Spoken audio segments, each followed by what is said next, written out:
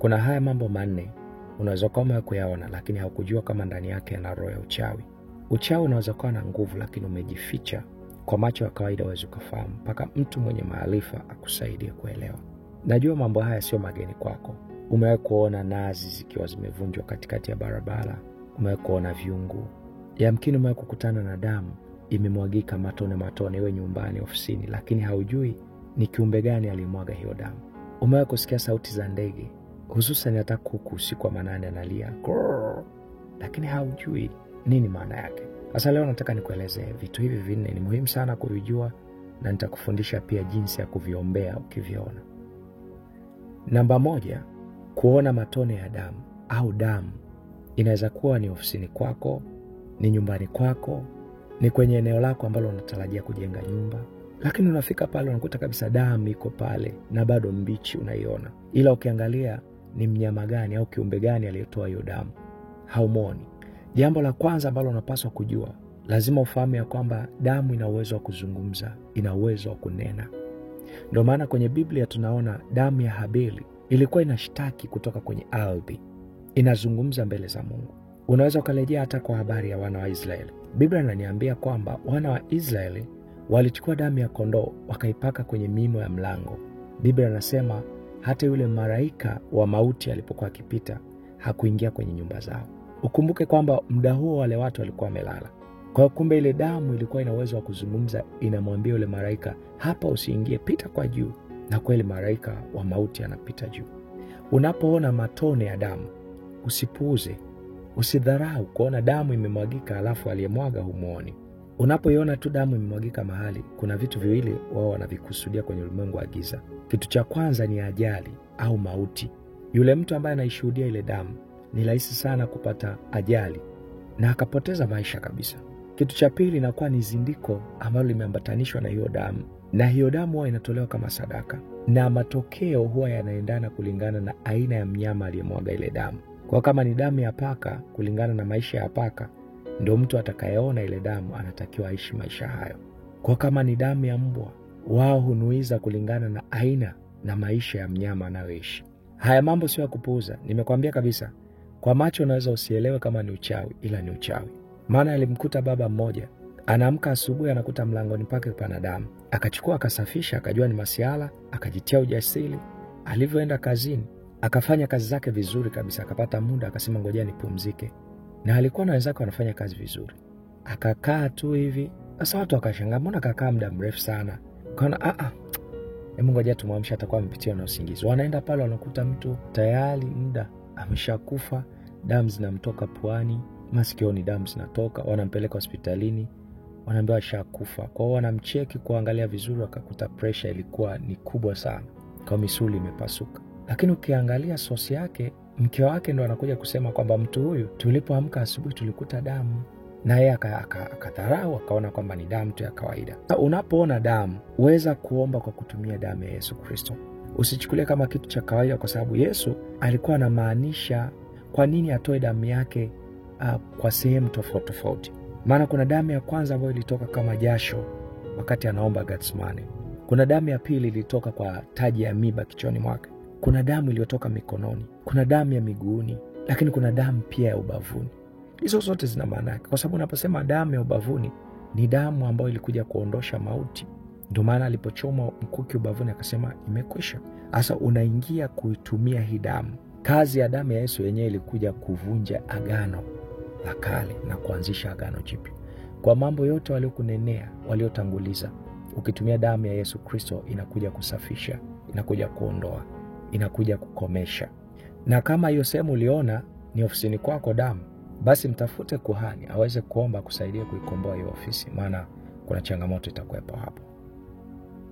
Namba 2, ukiwa unaona nazi zimepasuliwa njia panda, viungu vipo njia panda, pesa za coins zile za shilingi zimetupwa njia panda, amini ninachokwambia, hizi huwa zinaleta hali ngumu sana ya kiuchumi na kusababisha kufungwa kwa milango yako ya kifedha.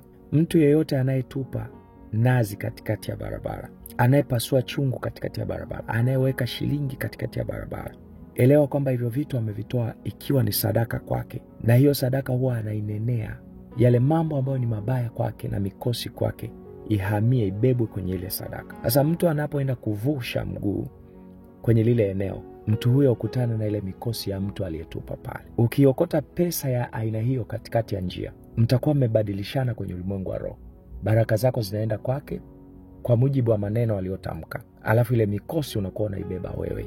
Watu wengi leo hii wanaishi maisha, hawana kibarua, hawana mwelekeo, hawana chochote. Sio kwamba hawakuandikiwa kubarikiwa, ila watu hawa walivuka kwenye njia zilizowekewa tego kwenye maisha yao. Zingatia hii ninachokwambia. Ukiwa unakuta nazi imevunjwa katikati ya njia, pita mkono wako wa kulia. Yaani izunguke hiyo nazi kwa mkono wako wa kulia. I'm telling you, hakuna uchawi utakugusa. Na kama utaweza, itiishe kwa jina la Yesu. Sema, ninavuka hapa, nyayo zangu zimefunikwa kwa uweza wa nguvu za Mungu. Unavuka na maisha yanaendelea. Namba 3, kuona vitu vilivyokufa kwa kujirudia rudia. Kwa mfano, unaweza kuwa unapita, kila mahali unapita unakuta kandege kamekufa. Unakaa siku 2 tena unakaona kandege kamekufa. Unaweza kuwa uko nyumbani kwako, lakini unashangaa nyau wanakufa. Alafu ukijiuliza, mbona sasa mimi hawa nyau sijawategea sumu, wanakufa kufaje? Unakuta watoto wa kuku wanakufa. Hakuna cha ugonjwa na haufugi kuku nyumbani kwako, lakini unakuta tu kitoto cha kuku baada ya siku 2 tena. Ufahamu wako na uamke, uelewe kwamba hiyo ni roho ambayo imetumwa kwa ajili ya kuua mambo yako. Unaweza kuona tu mtoto wa ndege amekufa, unachukulia kawaida, unatoka mlangoni unakuta amekufa. Na kuhakikishia, kwenye ulimwengu wa roho, kama kuna mtu mlikuwa mnachuana kwenye biashara, hata kuzidi tu. Kama ilikuwa ni ofisini mnashindania cheo, hapo tayari mpaka uwe na maarifa. Yale maarifa ndio yanakusaidia wewe uweze kushinda. Namba 4, kuna hizi ishara za sauti za ndege. Kuna baadhi ya ndege ukiwasikia tu, hususan majira ya usiku, lazima huashiria jambo fulani. Kuna ndege wakilia tu, wenyewe huwa wanaleta taarifa ya msiba. Yaani hawezi kachukua wiki, mwezi, utaona msiba. Ndege hawa hata sijui sasa kwa majina ni wahitaji, lakini wapo. Na wakilia kwa sauti tu, mimi najua huyu ndege ndio wa msiba. Kuna ndege analia, kwa mfano bundi. Ni ndege sawa, lakini ndani yake huwa amebebeshwa roho na wachawi. Roho hiyo huwa ni roho ya kuleta mikosi. Unakuta mambo yanakuwa yanaharibika, nuksi zinakufuatilia. Kwa watu ambao ni wafugaji sasa, unaweza kuwa unakuta unafuga kuku, hususan hapa nazungumzia kuku wale wa kienyeji. Mimi sijui kama vibroiler au vinalia, mimi sijui. Lakini kuku wa kienyeji anaweza kawa yuko, unashangana alia, huo mlio huashiria kwamba kuna kitu amekiona kwenye ulimwengu wa roho, hususan ni wachawi.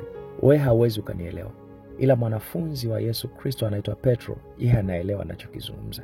Maana Yesu ndo alimwambia Petro, jogoo hata wika mara 3, hakika wewe utanikana.